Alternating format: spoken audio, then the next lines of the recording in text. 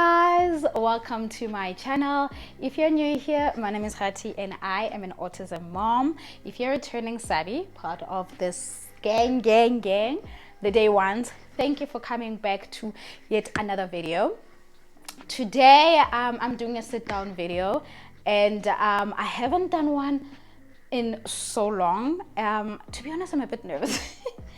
I'm a bit nervous because it's been, it's probably over a year since I've done it, but I'm gonna get back to doing sit down videos, because when I started this channel, it was mainly to make people more aware and educate them about autism. Somewhere along the line, I sidetracked a bit, but we're getting back to it. So my sit down videos are gonna be mainly about autism. I'm still gonna be doing my vlogs, but I'm bringing more autism content to the channel. If this is not for you guys, you're more than welcome to log off. However, it will defeat the purpose of learning. The more people learn about autism, the more inclusive they are, the more tolerant they become towards just not our children alone, but even adults with autism. So I do hope that you will stick around up until the end of the video. Today, I'm going to be talking about struggles of autism schools in South Africa. I don't know what it's like in other places, but I'm just going to be sharing my experience specifically of what I went through when I was looking for a proper and suitable school for Tiamo in the past year or two, if I'm not mistaken. So when Tiamo started school, he was still young. I think it was 18 months, if I'm not mistaken, but obviously this was before he got diagnosed with autism. And so he went to your normal, typical nursery school for creche. And as time went, they obviously started to pick up that he had some sort of delays, and obviously that rolled over into him getting diagnosed with autism. If you want to know how I found out about my son's autism, I do have a video. I will link it as well, and then you can find out, you can go and see how I I hope I didn't disturb my mic, and then you can go see how I found out about his diagnosis. But so he stayed in that nursery school, I think, for an extra 2 more years, if I'm not mistaken.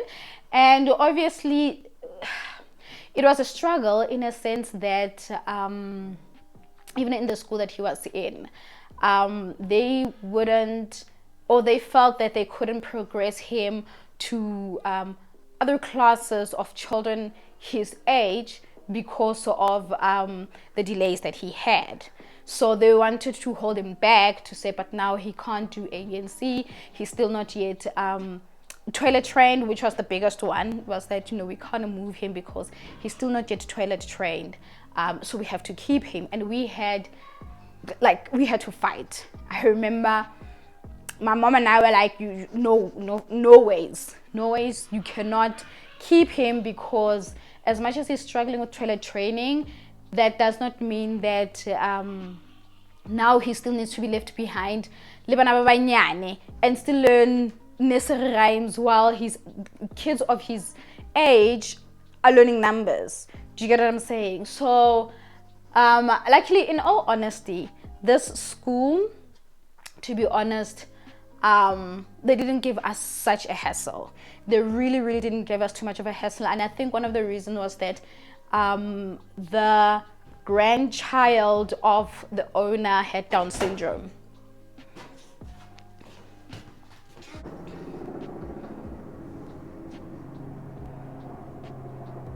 Sorry guys.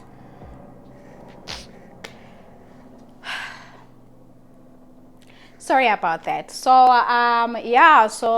the grandchild had Down syndrome, and they were still in the nursery school. So I think there was some sort of understanding and leeway because of that. Subsequently, funny enough, there were more kids all of a sudden who showed developmental delays, and they started just having a special I think they call it a special needs class, if I'm not mistaken.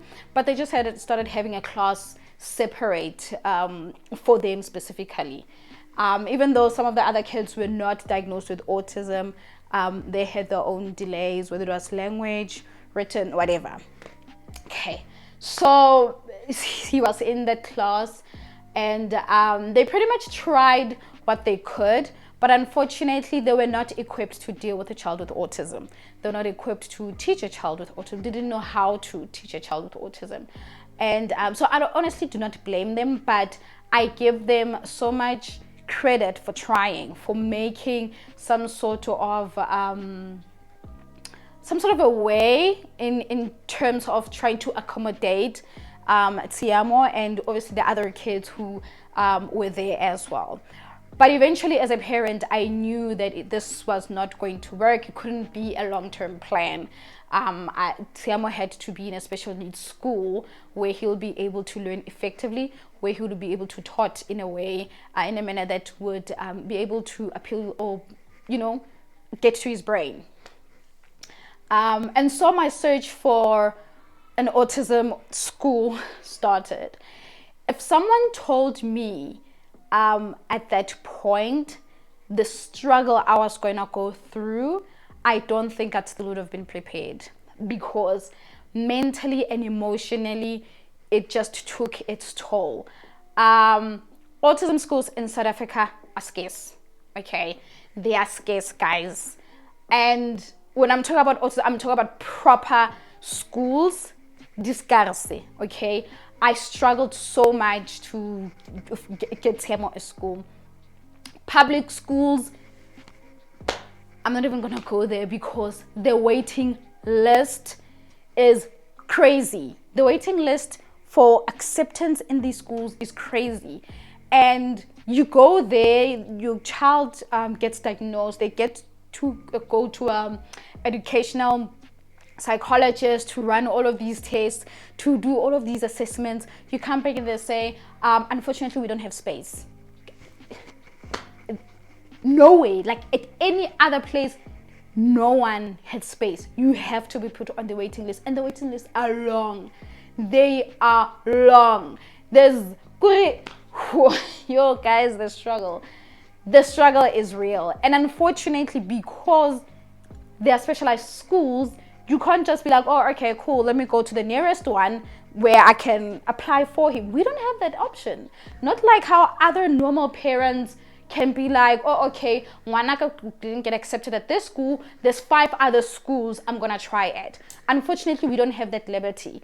If they don't get into this school, you go to another one, there's a waiting list. AUT2Know, you go to another one, there's another waiting list. And you sit, and they'll tell you, go to Kolong, you will sit. You have people, they've been there before, and they're still not accepted at that schools. So you need to mentally and emotionally prepare yourself.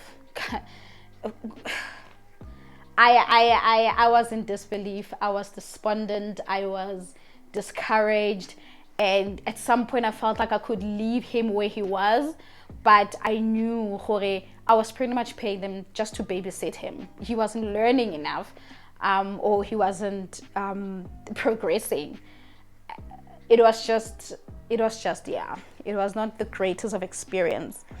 So then I had the alternative obviously was have to move private, because public there was no, I wasn't winning, I couldn't afford to wait so long for my son to get into school.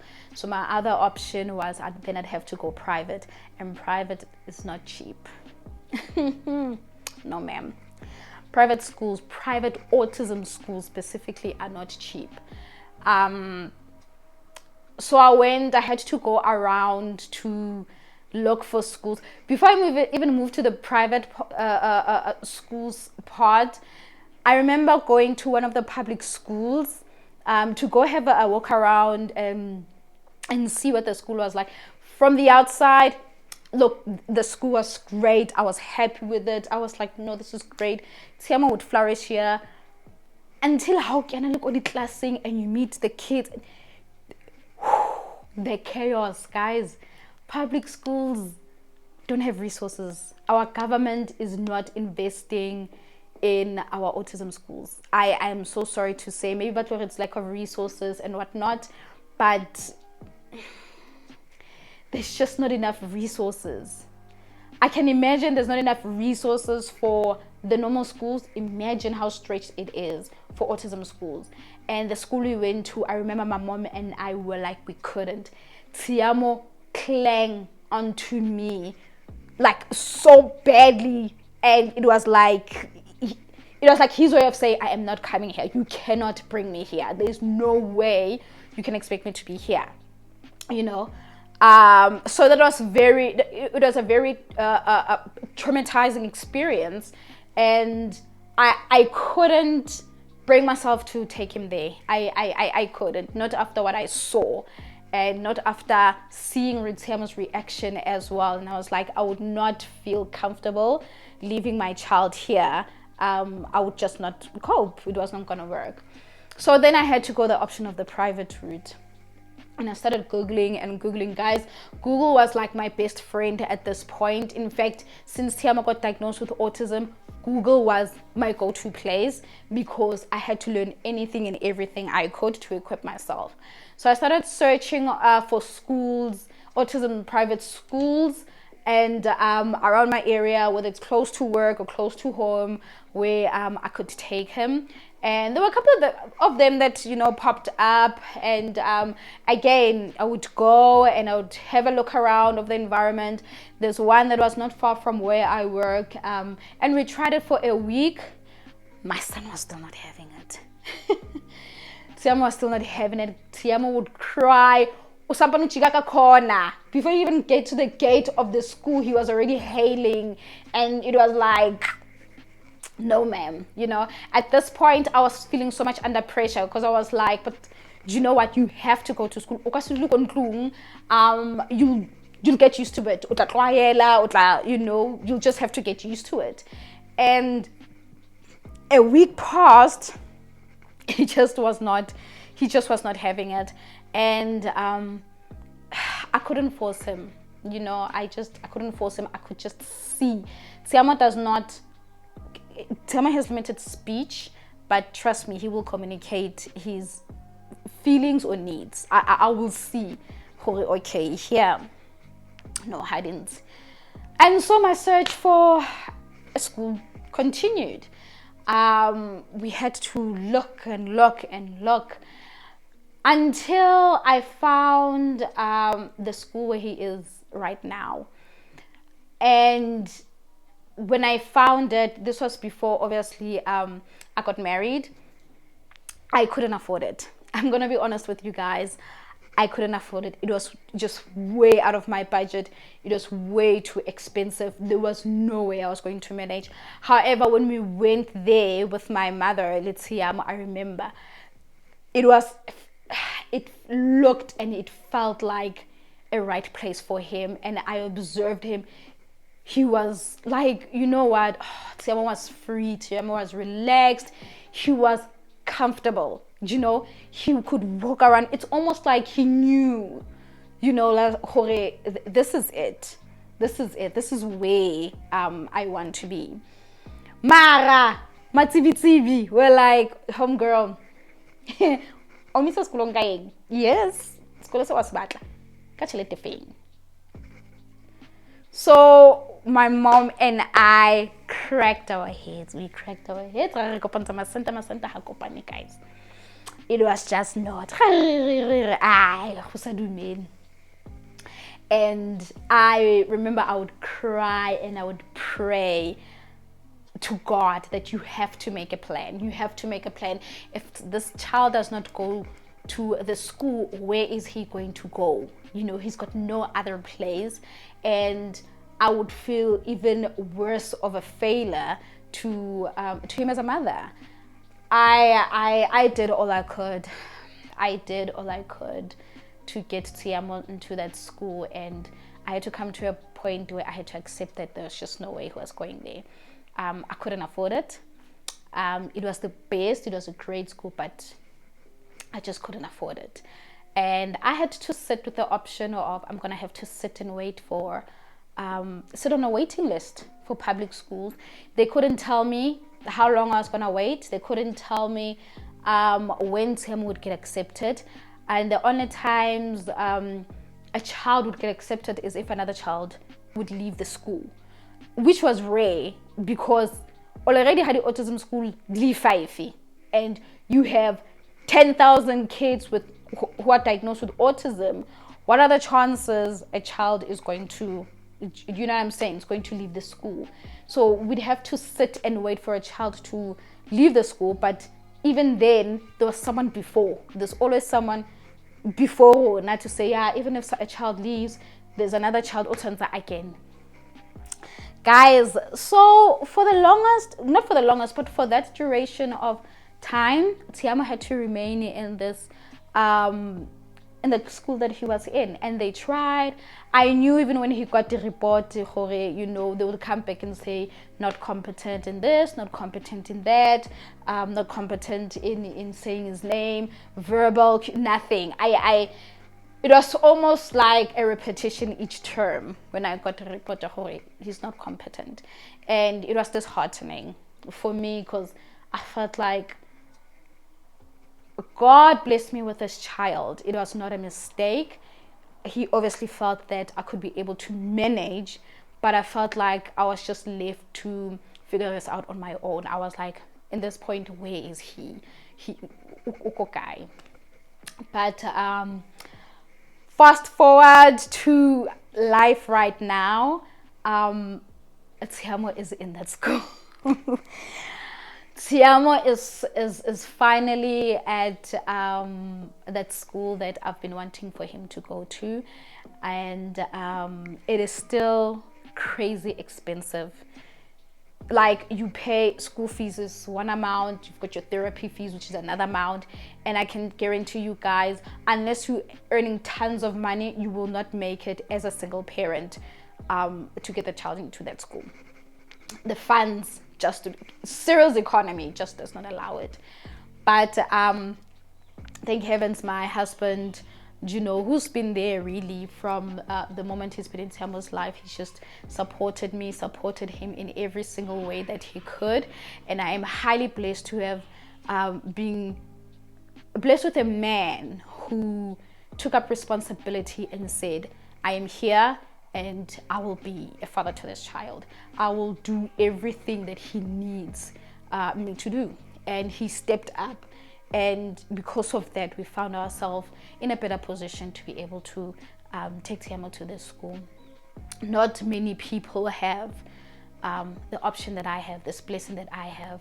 We still have parents with children who, number one, are still waiting for the children to be diagnosed. It is still a long list to have your child just to be diagnosed. You still need to wait.